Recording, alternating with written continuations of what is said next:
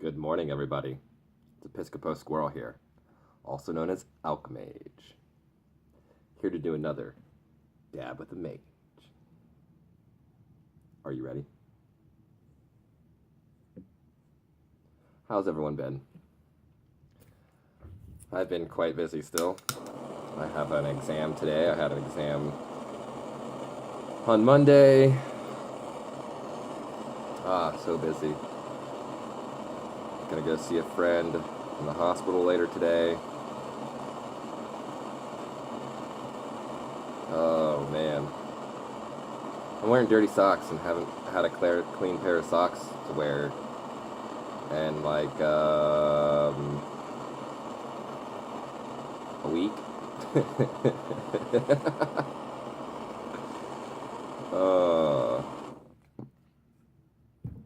Haven't had time to do laundry. It's difficult.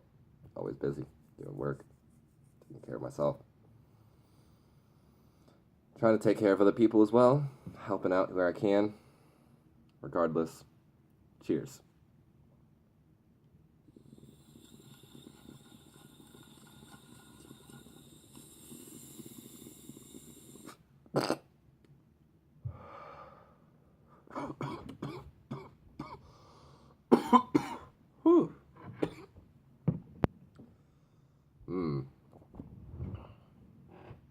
So today, it's one of my favorite topics. I always say that. Fuck, I always say everything's my favorite topic. It's kind of funny. Knowledge is my favorite topic, so it's hard to pick one and say which one actually is my favorite topic. I like them all. So, today, one of the topics that I practice a lot in my working is sympathetic magic. So, we'll talk a little bit about that today. And what sympathetic magic means is basically like attracts like. You're using metaphors to represent things at a subconscious level. So, for instance, when I create a sigil and I cast the sigil, depending on what I'm trying to do, I do different things with it. If I'm trying to allow it to grow and to gain energy as it's working, I bury it. Because what do you do when you want something to grow? Like a seed. You bury it. If I want to immediately release it with a large amount of power, I'll burn it. Burning it ignites it, gives it that initial start energy. And then from there, I blow it into the wind. Blowing it into the wind casts it across the world so that it can carry it as far as possible. As far as the winds will take it, this spell will carry. And I don't know about you, but what I know about wind is it goes and goes and goes and goes and goes, and then gets picked up by another wind, and picked up by another wind, and picked up by another wind. If you go up high enough, it's never not windy. So, sympathetic magic is really effective, in my opinion. It's any time that I create a ritual or a casting, a working of any sort, I think about the sympathetic magic aspects of it and see how I can best relate the idea that I'm working on. So as I've mentioned before with sigils, how sigils are a way of taking an idea, a linear thought, and creating a symbol out of it, turning it into an image. And the way that this works is by bypassing the linear thought and going into the subconscious and working at the subconscious level. Because the subconscious mind doesn't speak in linear thought. It speaks within images, and it speaks within these metaphorical languages that are very difficult to understand through the linear thought system that we practice within our conscious minds. And so, as such, when we are using sympathetic magic, we're doing the same thing. We're speaking in symbols. And by speaking in symbols, we are communicating to the subconscious mind, the unconscious mind, and implanting these ideas for it to work upon, for it to take hold of, and for it to reflect across. Because our entire lives are controlled by the unconscious. We think that we have this full-on free will, this consciousness that takes on its individuality through our experiences and through our decisions, when in fact, this that we experience has all been reflected through the subconscious first and then brought up.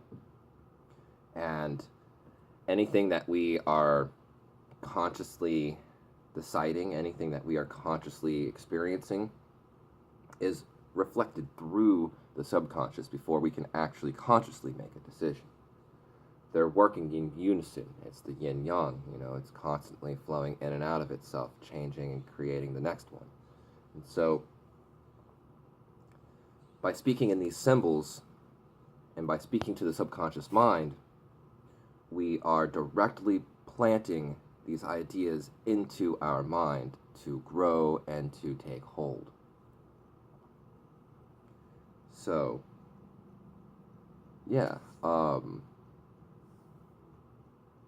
I shared a blog with one of my spells of how to do a binding on someone and bring a, I don't really believe in ownership, so to say. I believe in having temporary authority over something, but I don't think you can ever actually own anything. I can get into that at some other point. But,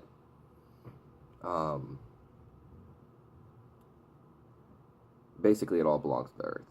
That's the gist of it. But so, when someone remove something from your temporary authority without your authority, without your notice, then a way of correcting this imbalance is to take a stone and to meditate on it, visualize this individual, put this individual's energy into this stone, create this stone as that person, and then you take a rope and you bind this stone and you pull it tight, and there's more to it, a little bit more to it, but basically what you're doing is taking your energy and wrapping it around that person, showing them that they fucked up, and in this case, in this instance, it should make their life decisions a little bit more difficult. It may bring their path to be a little bit more rocky, and this isn't like a spell that's going to like completely destroy their lives. Theft, so to say, is not that serious of a thing, and so obviously depending on what the object and its importance of creating well-being in your life, creating health in your life. Like if someone stole all the money you had to be able to pay rent and be able to pay food, it's a little different than, stealing a book or, I can't think of anything really in lower comparison but you know what I'm saying. There's a wide array, but I'm talking about on the lower end, and just, trying to rebalance those scales. So yeah, it is of my opinion that sympathetic magic is extremely powerful, and when used properly, works very well.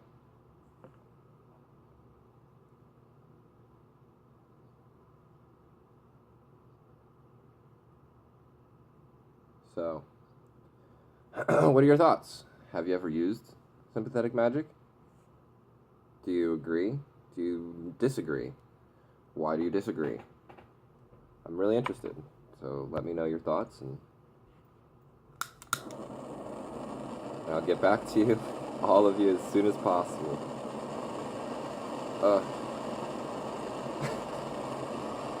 So busy. I love you guys. I hope you all have a wonderful day, and everything goes smoothly, and you get the best out of your days. Be well.